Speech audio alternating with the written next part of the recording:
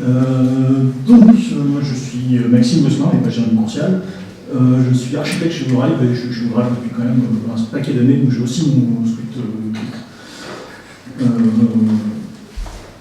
C'est mieux avec des outils. Donc aujourd'hui je vais vous parler surtout de Java 9, il y aura peut-être d'autres bonus. Et je vais commencer par l'historique des versions de Java.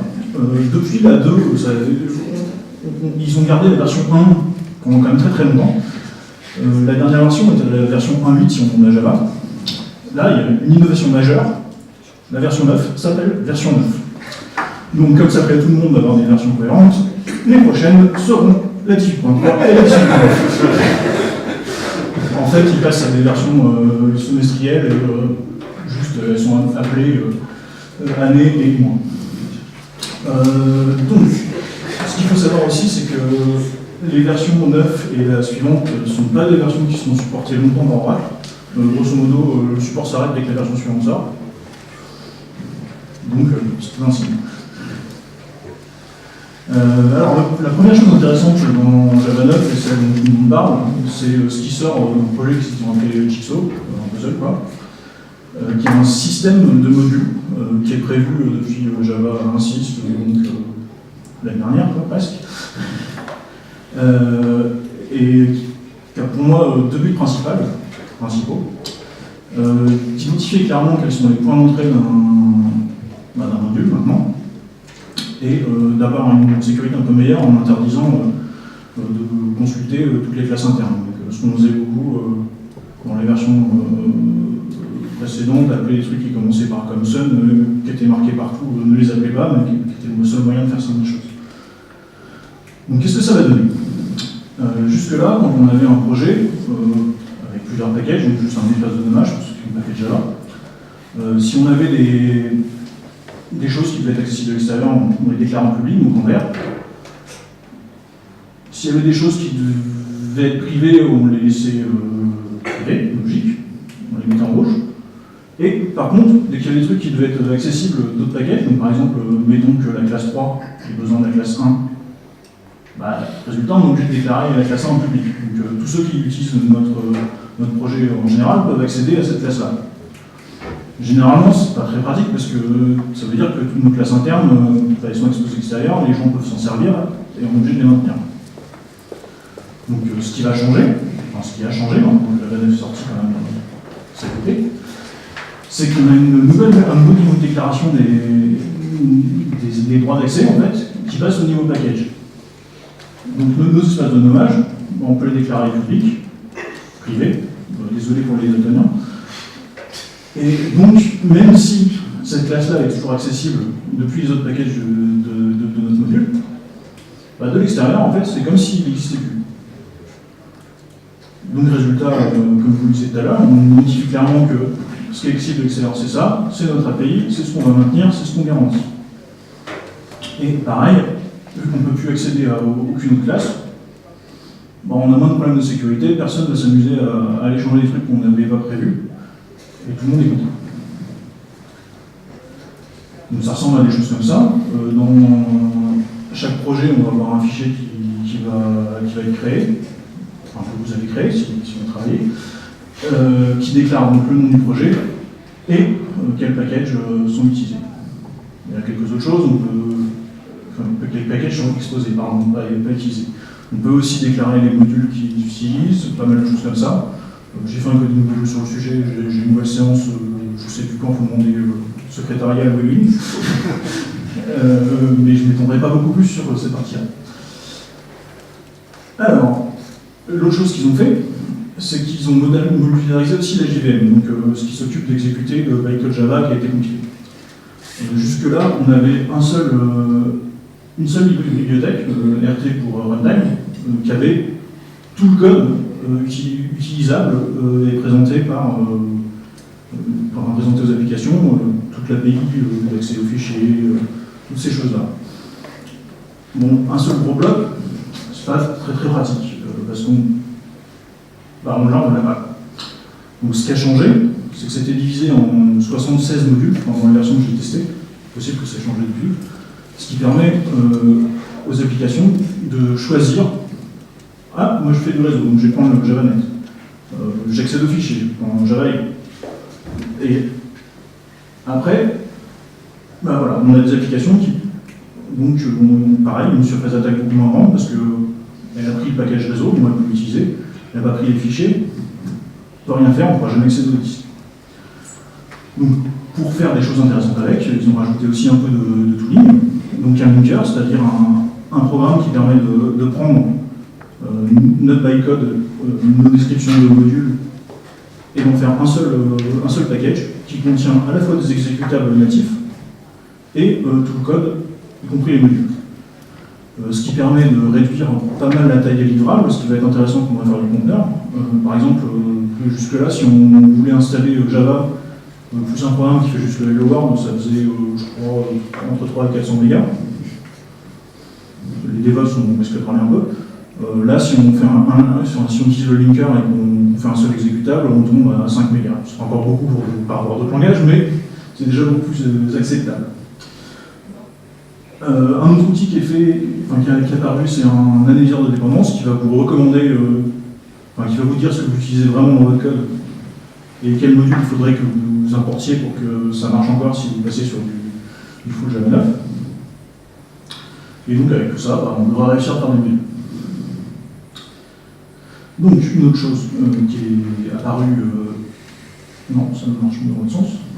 Un autre outil qui va aussi faire marrer tous ceux qui font des langages interprétés et que les utilisateurs d'un langage compilé connaissent peut-être moins. On a JShell, qui est un utilitaire qui permet de faire du REPL, donc lecture, évaluation, affichage et tout le tout dans une boucle, pour commencer, donc comme un shell, non.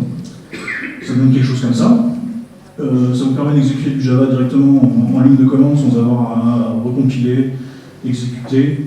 Vous pouvez importer du code à vous, donc vous pouvez faire des tests un peu plus rapidement. Il y a même de la complétion automatique, 2018. Et ça il y a aussi une API qui existe, ce qui permet de l'intégrer à d'autres applications, donc je ne sais pas ce qui va en sortir. Tester un truc rigolo. Et donc voilà, ça donne quelque chose comme ça, où on appelle la méthode qu'on vient de définir.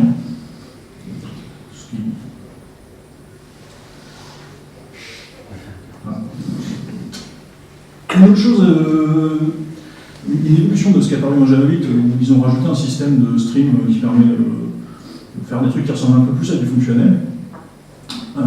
Ils l'ont fait un peu évoluer pour rajouter des aspects réactifs, ce qui est quand même assez à la mode un peu partout, avec des petites différences. C'est-à-dire que ça part d'un modèle subscriber publisher classique, et ça rajoute un système qui permet plus ou moins de faire du back pressure, donc de prévenir la personne qui veut publier que ça va bien comme ça, je suis sous l'eau, arrête-toi et je te rappellerai plus tard. Donc en fait, comment ça marche, la personne qui dit écouter des événements dit directement à celui qui veut publier qu'il est capable actuellement de traiter n objets. Ce que fait la personne qui crée ces événements, c'est qu'il sait qu'il peut en envoyer jusqu'à n, donc il le fait, et il attend que celui qui consomme recommence et lui dise « je suis prêt, je peux en récupérer encore plus ». Donc, comme tout ça est un peu trop simple, on peut aussi chaîner ça, rajouter ce qu'ils appellent des processeurs qui font à la fois le rôle de consommation, de publication, et qui peuvent retransformer les événements entre eux. Autre nouveauté, le client HTTP qui existait jusque-là, donc il y en avait plusieurs, mais le dernier c'était HTTP URL Connection, ne permettait pas de faire grand, il y a pas mal de choses qu'il ne pouvait pas faire, notamment il n'y avait pas de support pour les HTTP2, les WebSockets, l'API est un peu vieillotte, donc en fait ils ont tout réécrit. Il y a un nouveau client HTTP qui fait tout ça, qui a une API avec un DSL qui est fluent et qui est quand même assez pratique à utiliser. Par contre, c'est encore en incubation, c'est-à-dire que C'est des noms de packages qui sont un peu temporaires, qui devraient exister en vrai dans la prochaine version. Et le concept d'incubateur, c'est aussi une nouveauté de Java 9, c'est que maintenant ils commencent à exposer les trucs sur lesquels ils travaillent. Ça, c'est assez intéressant. Par contre, je ne montrerai pas d'exemple parce que je l'ai testé, et jusque-là, au moins la partie HTTP2, ben, j'ai pas réussi à faire marcher. Bon, c'est peut-être juste que je suis architecte et j'ai fait plus de code, mais c'est un autre problème. Donc par contre c'est bien, on fait du HTTP2 côté client. Maintenant, il va peut-être falloir en produire. Donc le petit bonus, c'est pas du Java 9. Par contre, il y a des spécifications qui servent pour tout ce qui est partie serveur un peu sérieux en Java. C'est Java Enterprise Edition. C'est un petit peu peur. La version 8 est sortie en septembre et contient notamment une nouvelle API de servlet. Donc l'API de servlet, c'est tout ce qui concerne toutes les entrées-sorties requêtes-réponses pour des serveurs HTTP. Et c'est ce qui est utilisé par Tomcat, Glassfish, enfin, toutes les implémentations des serveurs d'application en Java. Et donc, depuis le serveur d'API 4, on peut utiliser les fonctions de HTTP2, notamment le serveur push. C'est-à-dire que si vous allez faire une requête, par exemple, demander un index HTML au serveur, il pourra vous répondre l'index HTML et puis dire hey, je pense que ça va t'intéresser, je vais te filer aussi le JS qui va avec, et 2-3 images que je pense que tu n'as pas. Ce qui permet d'éviter que le client ait à faire des requêtes, à perdre du temps. Et si ça vous intéresse, vous aviez qu'à voir la présentation de Jérémy il y a un an, je crois, à peu près. D'accord. Ouais, j'ai fait il y a 2 ans. Et donc, la façon dont ça s'utilise, là c'est une version Spring qui utilise les interfaces de Java 8 qui servent, qui sont assez simples en fait. C'est un builder sur lequel vous filez pas mal de choses, notamment vous pouvez lui donner des chemins, des headers, vous lui dites push et après il réexécute toute la chaîne pour récupérer les informations. Et ce qu'il faut savoir aussi, c'est que toutes ces choses-là doivent être faites avant le retour, parce que le protocole HTTP2, dès qu'il a reçu la partie principale, donc ce qu'avait demandé le client, bon, il s'arrête. Il n'est plus censé recevoir le... Alors, dans les nouveautés dont on ne servira pas, parce que c'est vraiment très moche, c'est pratique quand vous avez des API qui sont ouvertes à l'extérieur, donc comme toute l'API de collection par exemple de Java. En Java 8, on a rajouté un concept qui est des implémentations par défaut qui sont directement dans l'interface, ce qui est un peu le contraire de ce qu'on voudrait faire dans une interface. Et le gros problème qu'il y avait, c'est qu'il n'y avait pas de partie privée, donc tout ce qu'on mettait comme implémentation par défaut, le code était impossible à factoriser. Donc là, ils ont rajouté des choses comme ça, mais par contre, vous allez vous faire taper si vous en servez. Après, il y a pas mal de choses qui sont là pour améliorer votre qualité de vie. Alors, je ne parlerai pas des aspects sécurité parce que ça garde le vrai Jérémy. Donc, si ça vous intéresse, vous le demanderez de terminer la présentation. Pour moi, un des trucs qui sont assez peu pratiques en Java jusque-là, c'est qu'on peut créer des collections immutables, on peut créer des collections avec un seul élément. Par contre, dès qu'on en a plus que 2, on est obligé de créer un objet, d'ajouter chaque élément à la main. En Java 9, ils ont rajouté des API simples pour juste créer des collections avec un nombre d'éléments fixe.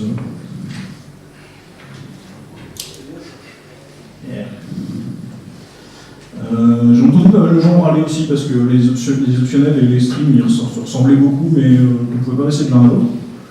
Donc maintenant, on peut juste faire un stream sur un optional et ça se comporte pareil, donc ça permet d'avoir des traitements un peu plus homogènes, qu'on ait un élément ou plusieurs. C'est pas inintéressant. Pareil, l'API Stream, ils ont rajouté pas mal de choses. Quand il est apparu en Java 8, ils se sont aperçus un peu des manques et des besoins de leurs vrais utilisateurs. Donc il y a pas mal de méthodes utilitaires qui sont assez pratiques. Et sur tous ceux qui ont appelé des programmes externes, par exemple, des trucs comme ça. On se rend compte assez vite que les versions actuelles, les API qui manipulent les autres process sont assez peu pratiques, et ils ont pas mal rechangé les choses. Et enfin, dans toutes les versions jusqu'à la 9, si on voulait targeter avec une bibliothèque différentes versions de Java, on a été obligé de sortir une build par environnement. Par exemple, quand on a rajouté le générique dans un système équivalent des templates en C++, c'est en Java 6. Et ouais, c'est vrai, par exemple. Et résultat, si on voulait présenter, par exemple, une version qui supportait des génériques et qui avait une API quand même beaucoup plus propre à côté de l'autre, voilà, on était... Ouais, c'est pas très clair comme phrase. Si on voulait avoir une API qui supportait les génériques, on était obligé de targeter que la version de Java qui avait des génériques, on ne pouvait pas sortir les deux différents. Là maintenant on peut sortir des versions déjà qui ont des compilations Java 9, Java 8, Java 7 et qui contiennent tout le même. Alors, qu'est-ce qu'on aura plus tard? C'est pas forcément très propre, c'est pas forcément très typé. Dans la version de Java prochaine, donc la 18.3, soit Java 10, vous aurez normalement de l'inférence de type sur des variables locales. Donc c'est-à-dire que vous déclarez juste un var le nom de la variable, vous n'aurez pas besoin de savoir ce que c'est, et c'est lui qui fait tout le boulot et qui vous dit ça marche pas, tu fais des mélanges horribles. Et plus tard, mais pour l'instant on n'a pas de date, il y a un projet qui a été lancé il y a quelques années déjà, qui s'appelle Valhalla, qui réforme un peu le système de types de Java, qui rajoute notamment des types valeurs, donc, qui sont immutables, qui ne sont pas stockés exactement de la même façon de mémoire, qui sont beaucoup plus rapides. Ça devrait arriver un jour. Et des extensions du système de générique. Parce que par exemple, le système de générique, c'est bien, ça fait plein de choses, mais ça ne supporte pas les types primitifs de Java. Donc, il faut savoir qu'en Java, on a une différence entre presque tout qui est des objets, et on a 9 types qui ne sont pas des objets.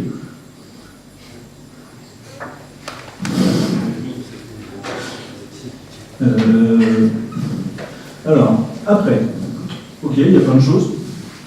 Qu'est-ce qu'on peut utiliser, qu'est-ce qu'on ne peut pas utiliser? Alors, si vous faites le coding dojo, vous apercevrez que le système de modules, les peintures ne sont pas vraiment fraîches.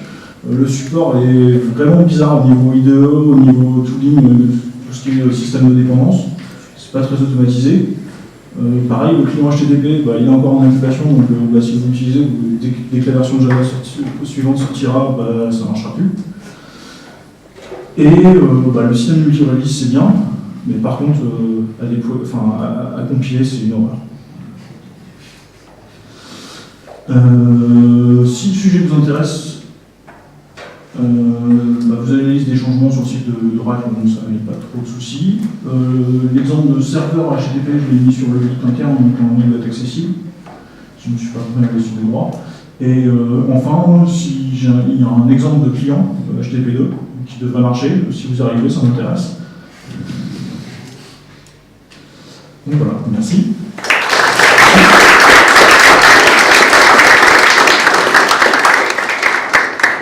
Y a-t-il des questions?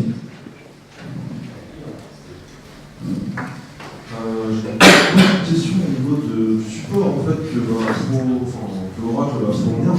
Est-ce que le fait de changer juste de VM suffit à assurer le support, ou est-ce qu'il faut impérativement recompiler le code pour le faire tourner? Non, il n'y a pas besoin de compiler quoi que ce soit. Non, le bytecode de Java 1, normalement, il marche toujours. D'accord, donc en fait, il s'engage à maintenir en fait, la compatibilité binaire. Comme avant, ouais. J'ai une question sur l'après Java 9. Donc, tu as parlé de migration du système de générique. Est-ce qu'il prévoit un jour d'avoir un générique en runtime? C'était prévu au début du projet Valhalla, mais depuis ça a disparu. Question? Et non, c'est pas compatible avec Asgard. Ok, bah merci Maxime.